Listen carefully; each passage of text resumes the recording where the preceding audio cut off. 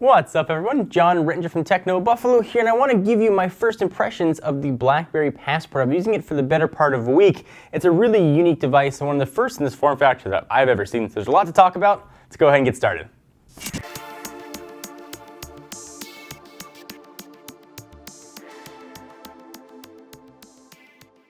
So a few things first, this is not our review. We use devices for quite a bit before we do our full review. It's just a first impressions after using this for a week. And I know you guys probably just saw the unboxing today or a few days ago. There was actually 7 days in between that. So I'm gonna admit it, I've been a little tough on BlackBerry the past few years, but I think they came back really strong with this device. I've been really excited to try it. There's a lot of innovative features here, a lot of things that work really well, some that don't. So I'm gonna give you my general first impressions. Let's start with the size and the shape of it. It's weird. It's weird to have a phone that's this wide and this squat. It's just something you're unused to. Because you're unused to it doesn't mean that it's bad.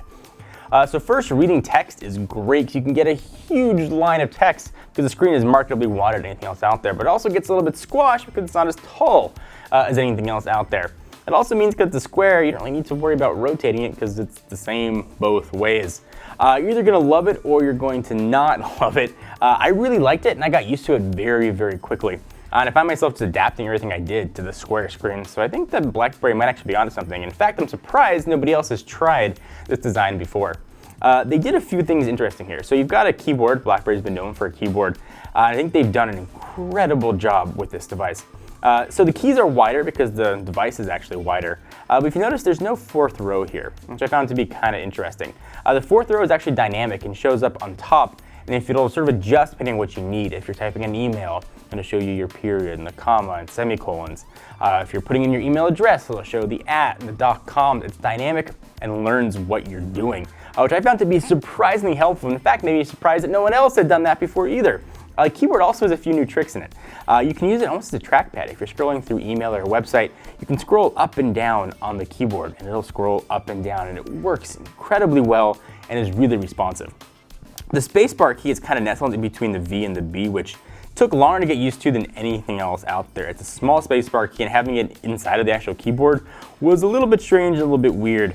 And as I found with most physical keyboards, it took me about 3.5 to 4 days to actually get used to it before I really didn't notice it. I will say though, while I enjoy typing on a physical keyboard more than a soft keyboard, I wasn't any faster with a physical keyboard, but I was a bit more accurate. But of course, there's always spell correct and autocorrect and all those kind of things that usually make typing a much more accurate proposal. So when the Z10 first launched with BlackBerry 10, I used it for quite a bit and I really liked it. But since then, I haven't tried BlackBerry 10, and they are back with 10.3, which I think really should be 11 because there are just crazy new features in here. The best one for me is the Amazon App Store. Any app you can download on your Kindle Fire device, you can get right here, and it works just like any other Android app. You sign in with your Amazon ID, and you are good to go. You also get BlackBerry's own App Store, and of course, you can sideload Android apps on here. So really, you get almost every app from 3 relatively strong ecosystems. So the app thing that's saying BlackBerry doesn't have apps anymore is a totally moot point. The other non-com BlackBerrys didn't have sort of a virtual assistant. They didn't have a Siri, they didn't have a Google Now or a Cortana. They do have an assistant here, and this is where something I came a little disappointed with. It worked. I like that you could type what you wanted to say instead of speaking to it. But when I spoke to it for something like, what's the weather? It took a really long time before it would actually tell me what the weather was. It's quicker just to type in weather and go ahead and do my search. They also added a bunch of new features on the home screen as well. I like that you can sort of tap the icon to see what you've got inside of those notifications. So if you have email, Facebook, or LinkedIn, you could tap that icon and it'll sort of open up on the side to show you notifications you have. It's a really elegant home screen. It's sort of a better looking than what we've seen on active notifications on Motorola's Moto X. So if you like that, you're really going to enjoy this here. BlackBerry also spec'd this thing up to the nines. It's got 3 gigs of RAM, quad-core processor, hot swappable micro SD, a pretty baller 13 megapixel camera. I mean, this thing is spec'd up with anything else out there. I never noticed a single lag. Things were buttery smooth, apps opened quickly. Everything just worked really well and as advertised. I haven't had a chance to test out the camera as well as I'd like. We'll test that in the full review. Battery life has been awesome. By the time I plug it at the end of the day, I've usually got about 50%. We're gonna run more battery tests before we do the full review as well. That's something to sort of look to improve upon. I really like the sort of metal design around here. I didn't like the placement of the lock and home button though in the upper right-hand corner. It's really hard to reach with a square design like this. There's a mute button in between the volume up and down, which I just would have wished would have been just the power and lock button. Cell reception was great. We tested it with AT&T in Southern California. Charged pretty fast. I wish there was a removable battery, but there's not. All you have is a top part pops off to get your SIM card and your micro SD.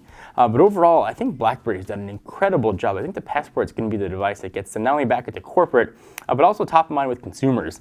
You get those Google apps that you love that you can access on the Amazon App Store. You get the Android apps you can sideload on here. You get BlackBerry's own.